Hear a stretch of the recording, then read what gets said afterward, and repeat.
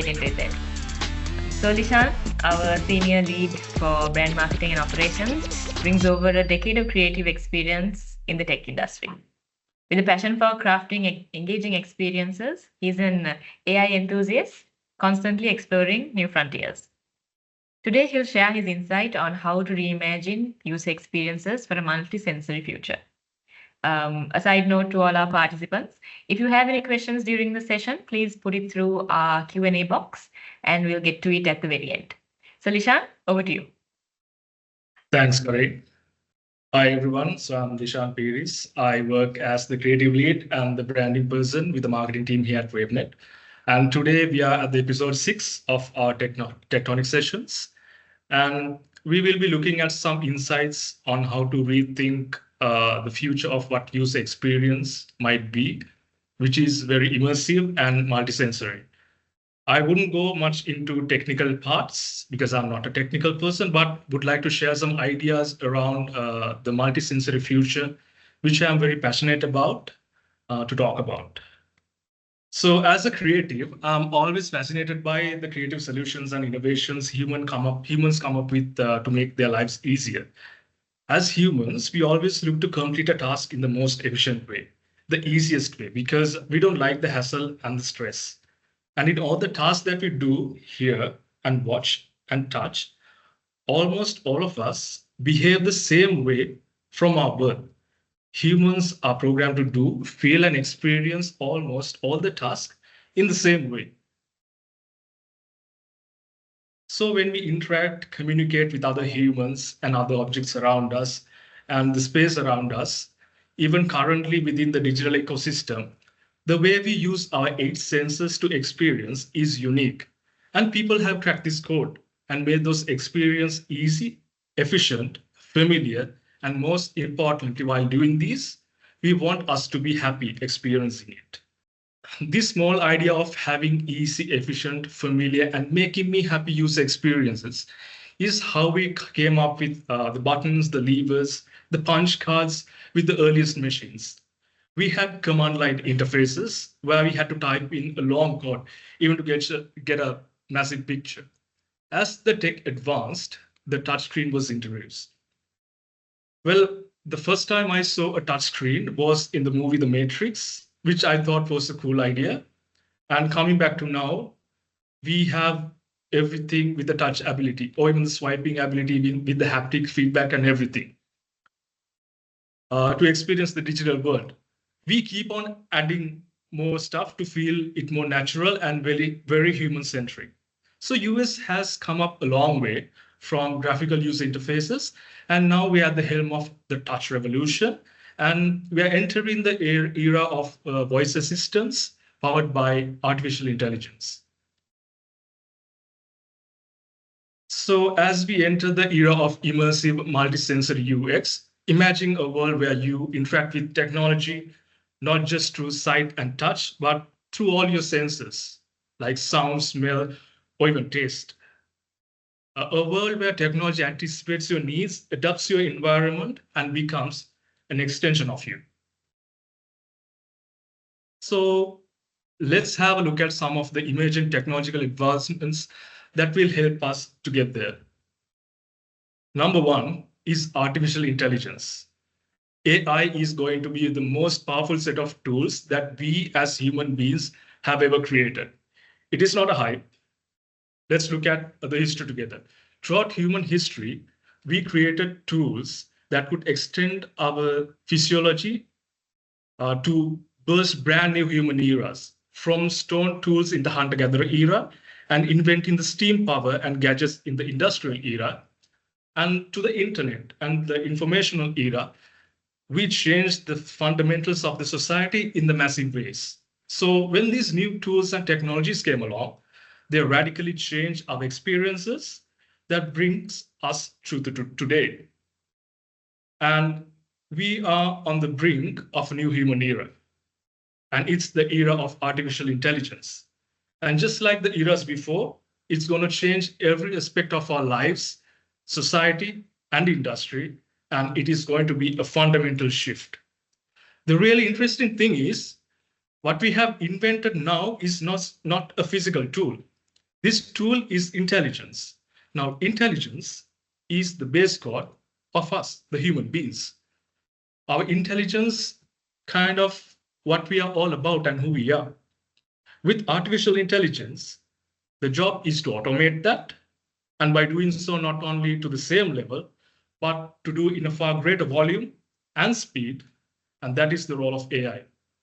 Well, over the last 2 years, we witnessed a massive rise in AI and machine learning, especially with generative AI on a mass scale. Advancements in natural language processing led to increasingly sophisticated chatbots and virtual assistants. And the breakthroughs in computer vision also fueled more accurate image recognition and diffusion models, and it automated industries on a massive scale. The future holds a great promise with artificial intelligence, with concepts like AGI, which is artificial general intelligence, multi-agent systems, and decision intelligence coming through. And if we talk about the advancements of extended reality devices, I was not a big fan of virtual reality headsets because they made me dizzy while wearing it. And even the AR glasses had latency and spatial tracking issues, which made the whole experience not natural. But with new advancements, especially with the new Apple Vision Pro, the experience was near perfect. You get the high definition visuals, the natural colors, and smooth gesture-based interfaces, which almost felt real time. The technology behind gloves, controllers, and bodysuits are also evolving these days. But with somewhat doesn't need this tech because the latest sensors and cameras are picking up your every gesture and gaze, and stuff like brain-computer interfaces can pick up your signals even from your muscle movements. Let's talk about brain-computer interfaces. This is where you use a direct communication link between the brain's electricity activity and an external device. So it can be a computer or a robotic limb. Or I think you probably have seen people playing chess with BCIs, like brain-computer interfaces, putting on their brains. But as you see in the picture, that's one of the oldest BCI. But now it has evolved into something you can put into your brain, like a brain implant. With that, the user experience has got much easier and scarier, but it is very, very early days. So I think you must have heard of results from Elon Musk's first Neuralink implant. Those are very promising. Taking a look at voice user interfaces, we have all used Siri, Google, and Alexa, and now they have been supercharged with Gen AI, machine learning, and natural language processing, and we are now using it in our day-to-day lives. And with all these technologies that I talked before, the next step is for us to wear it. Then this is where the wearable devices comes. So the humans are trying to combine all these technologies and future possible concepts to have these wearable assistants. What you see in the picture is a pair of smart glasses and a Rabbit R1, which came up this year as a personalized AI-powered assistant. One day, let's think through it, right? One day, mixed reality headsets will be replaced by nanotech contact lenses, where you can see through your eyes. You just put the device in your eye, and that's it. And brain chips will be something you just paste on your side of your head. So you just don't have to put it inside your head, but you're just pasting it. This is just like sci-fi TV shows. And it can maybe a hat that you wear or a chain that you wear here. And probably you will also have nanotech tattoos where you have a touch-based interview on your hand. This is not sci-fi anymore. The technology humans have developed during the last 2 decades have gotten us here. So one day, we might be able to experience the phygital world like Tony Stark. So we talked about the technology. Let's have a look at some of the trends to look out for when we are designing user experiences. Integration of XR and AI, extended reality and AI in the UX and the interfaces based on voice, gesture, and thought. We touched upon this in the previous slides. In the future, most experiences will be in the smart spaces. Talking about seamless multi-platform experiences, this platform user experience design is happening right now with digital products. But when another dimension gets added with extended reality and other multisensory interfaces, now the designers must need to think more broadly and out of the box. Let's take watching a streaming streaming service like Netflix for an example. The design identity of Netflix and the experiences you get from while watching Netflix should be unified when you switch between platforms, and it needs to be seamless and smooth. For an example, let's say I'm coming from home in my transport, watching a Netflix show on my mobile device, and when I get home, I need to transfer the show in the exact moment to my TV or another holographic screen that you have in the future. And that needs to be very smooth, and that can be like a hand gesture or a voice command, but it needs to be very smooth. And this is what we talk about from multi-platform experiences. The next one is hyper-personalization and contextual interactions. This is the future of user experience. We are talking about tailoring every single interaction, every button, and every piece of content to fit to you, the user, perfectly.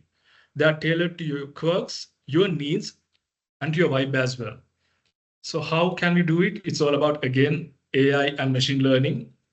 I mean, these technologies are getting insanely good at building details profile of you, tracking what you like and what you don't like, and also how you use different apps, websites, and other digital products. Imagine your device knowing you so well that they anticipate your needs before you express them. That's where we are heading at. That's where we are right now as well. But it just isn't about showing you the relevant ads anymore. We are talking about interfaces that shift based on your mood, the content that anticipates your interests and recommends what you need every single time. That's how we come to the anticipatory design. Now picture this, okay? You open your music app and boom, it's already playing your favorite playlist on the day you want to go to the gym. On a Monday, you have so much work to do. And while also doing that, it is simultaneously having a conversation with you on your do-to list. So this anticipatory design cuts through the noise and gets straight to the point. It learns also from your past behavior and picks up all your habits from the past and then anticipates your needs, which saves you a lot of time and your brain power. And it is about creating effortless interactions and make you happy while you're using these digital experiences. The next point is recognition of emotions. And this is one of the most promising applications of artificial intelligence in user experience design, because now these algorithms can actually analyze various user inputs, such as your facial expressions, even your tone of voice, and even your biometric data to detect your emotional state. Like imagine you are struggling to figure something out on an app, and when your frustration is starting to show, instead of just sending a generic error message, the system picks up on your mood and responds in a way that is more understanding and helpful to you. It makes your day. Or like say, if you are very hyped up about something, these interfaces would pick up on that and maybe throw you some extra confetti just to amp up the mood you're feeling. This is actually what makes these experiences very, very extra immersive and happy or even sad. Which brings to our next point, which is generative UI. Like, unlike traditional UI design, where interfaces are just manually created, generative UI allows the interfaces to be generated on the fly, tailored to specific requirements and characteristics of every user. Like with generative UI, the users will get an interface that is just right for them. And it is a game changer when we are talking about accessibility too, because if you're differently abled, or if you have some issues with your vision or other behavioral patterns in the past, the app will cater a UI uniquely generated for you, real time. Talking about all the trends that we talked about previously comes to my next trend, which is ambient intelligence. So these experience devices, wearable or non-wearable devices, will be everywhere. They will be inside your body or on top of your body, in your home, in your house, in your vehicle, talking to you inside your office or in the mobile devices, or even in the sky as a network, woven into every fabric of our lives, right? And that has given birth to a whole new kind of AI or technology, something called the ambient intelligence. It's like instead of having to go to the computer kind of comes to us. It's always there in the background, paying attention, ready to help you out whenever we need it. It is very creepy, but it can be very helpful as well. Like think about Alexa for an example. In an ambient intelligent world, Alexa's not just sitting on a computer waiting for you to say her name. She's got a finger on the pulse of your whole environment. She knows what devices you use, what sensors are picking up in your environment, where everything is, who's around, and what's everyone's doing. She's got like a 360-degree view of your world, and she uses that to step and lend a hand whenever you need it, and without you even ask. So in this vision, AI isn't just something you can interact with. It is woven into the very air you breathe. It is always there, always helpful, but ideally never in your face. These are the trends. Now, as designers and as creators, we need to innovate. So how do we innovate? What is the most simplest definition of innovation? To me, it's we solve problems for other people better than how others have solved them in the past. Yes, it's always about coming up with new innovative, like new stuff, but really, when we are talking about product design, the experiences and the product market fit and all of this, it's about how you solve my problem better than anyone has done before.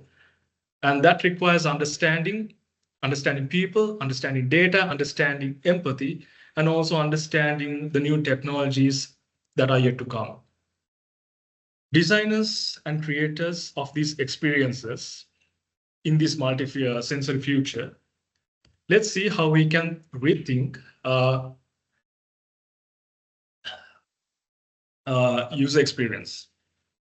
There will be a dramatic change in the things that we create, how we create them, how we gather insights on what people really want, and how we gather all that information, the scale of that, the speed of that, the accuracy of that, radically is going to change. The way we ideate and how we validate our concepts extremely quickly going to change. And how we execute and deliver also going to change.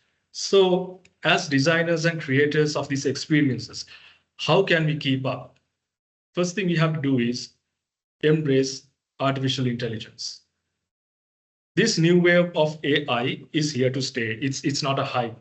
So as a user experience designer, you need to embrace everything it has to offer. It can analyze user behavior and can predict even the user steps, behaviors, and needs. With these results, designers will be able to create even more customized user experiences. It can analyze a user behavior and can predict future user steps, behaviors, and needs. You can also get the help of an AI ability to look into vast data sets to provide designers with valuable insights into user behavior and preferences, enabling more informed design decisions. So let's talk about research tests, persona decks. Sheets of user stories will be a thing in the past when understanding empathy in design. AI could also help in changing the dynamics by providing you synthetic AI personas who has a long-term memory, ability to see, and they are trained on real human data, and you can uh, ask them user research and use them for user research and innovation. Prompt design is also another part of this where there are low code and no code environments where now you can type in whatever you want and generate UIs and even ideas. Another aspect is design strategies that are inclusive and accessible. Accessible experiences for users with disabilities are a very important part of UI design. Now, we have a variety of technologies that are multisensory, which are yet to come. This is the perfect time where an experienced designer can have multimodal apps. Another part is to learn the best practices of multisensory UX. User experience design has its theories, its laws, its design systems somewhat to keep the art consistent. But with other senses like uh, other sensors coming up, we need to rethink what we already know about these laws and theories. It can be a simple thought process like how much of a distance should I keep the overlay of an AR experiences to my site?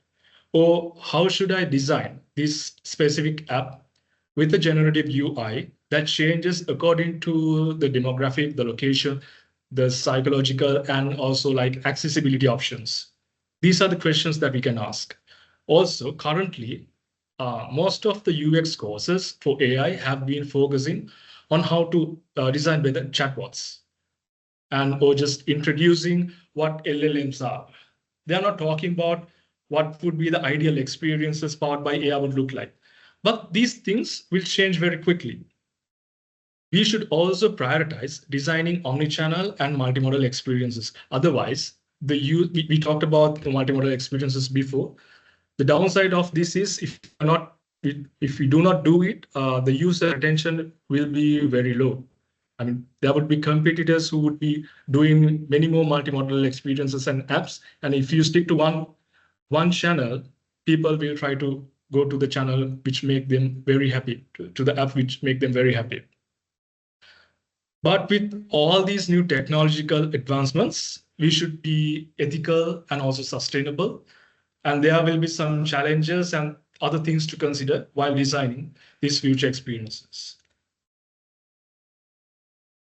Uh, One of the things is striking the balance between privacy and data security. Currently, we are talking about things like responsible AI and explainable AI. So the challenges regarding the aspect of artificial intelligence may have regulations. It must have regulations and laws in the future. But since these other extended reality experiences have access to our every sense, there's a gray area between how much of personal information you should provide. Currently, through UX inputs, these machines will have your voice, your fingerprints, and pictures, and biometric data and some other inputs. But in the future, to give you holistic experiences, you will need to give, let's say, like a LiDAR scan of your home or of your office space, and access to your very personal information, or even access to your brain. Yes, there are technologies like blockchain, but you never know.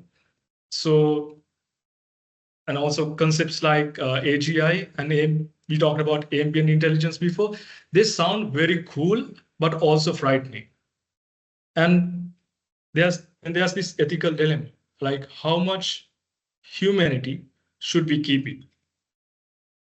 Balancing what users want with responsible design can be very tricky because we as designers are constantly juggling to come up with these ethical consequences, like how much of data should we collect, how much of our algorithms are fair, not biased, or are we accidentally influencing users with persuasive design tricks? It is a very common thing. So the $1 million question is, how much should we immerse ourselves in, will we lose what it means to be human? Well, to this question, we truly doesn't have an answer yet. I guess we need to dive in first and see the challenges we face as a species. Some people will be obviously very excited. I'm excited, but some will be also very frightened. But that's okay because there are no right or wrong answers. We just need to experience this first, and then we can probably theorize or hypothesize some things that we get, but we really should get in first. But I personally feel we should have a balance between the fully immersiveness and disconnecting from it as well. I feel like user interfaces in the future should be more wearable devices than permanently integrated in us, like which make us actually hybrid beings. Say, for an example, a brain-computer interface, we talked about this before, can be a small gadget you paste or wear on your head rather than putting inside your brain, which gives you option to disconnect it when you don't need it. Another ethical consideration would be concepts like design twin, where an AI-driven human avatar of you doing fully automated tasks in the metaverse. Imagine your digital twin doing a webinar like this, and you are not present there but partying somewhere else. And this experience is not genuine. I mean, how can the audience know whether it's really you or not? And there can be also people who use fake avatars in the metaverse, like scammers, con artists, child predators, and all. What the wrongdoings, just like the good stuff, the wrongdoings happening now will be also get doubled up. So new kinds of wars, new kind of spycraft will be there, and we really need some regulations. And also we need to teach the mass crowd about the technology that they use, the explainability. This is where concepts like the explainable UI and explainable AI and UX come into play. So we need to have a set of worldwide regulations for privacy and ethics when come to this multi-sensory future. But the ultimate goal should be to enhance our experiences and make our task efficient, perfect, and let us feel happy while doing those, but not to fully immerse in the metaverse like a drug.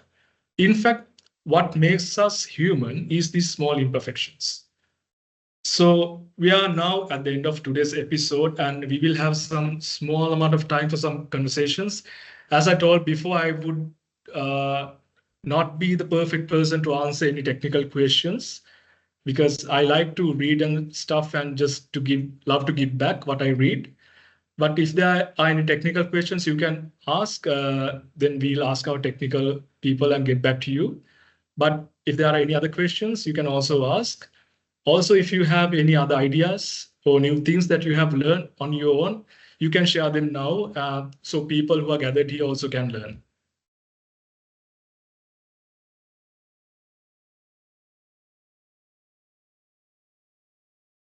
Thanks, Lishan, for your insightful session. Like Lishan did offer, now's the time if anyone does have any questions, and then we'll get to it.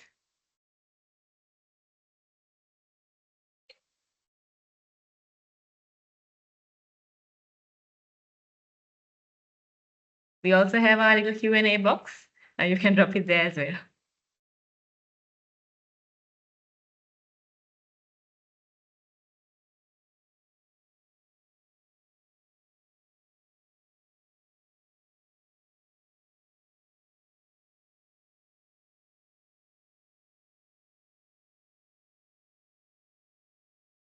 Okay, Lishan, I get your cue.